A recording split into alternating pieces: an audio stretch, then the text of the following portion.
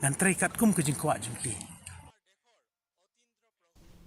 Kyrtong ke UDP uba Gilbert Laloo uban yakun na Myllliem ulaong baga Kyrtong jong ka VPP ke kong Aibandaplin Lyng nonglaj kadai ke bria ke banabar constituency.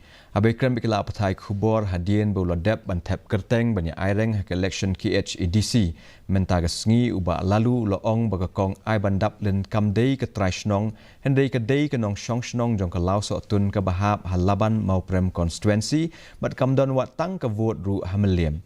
Ulakan tu juri yakin nong tap vote ke Myllliem bakin jet daki Kyrtong ki badai napok ke konstituensi lejong.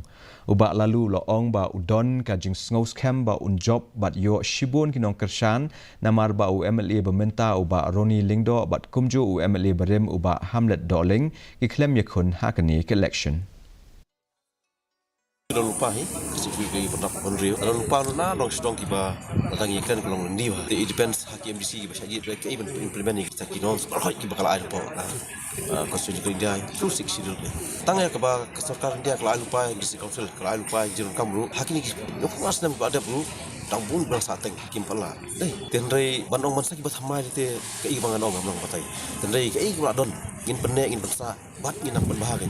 Tinggal kabiliti bagi ni KMC baru mentah. Ada mga menuru amun ingin penek bersa ke kiba. Nak konsen kalau lupa ni.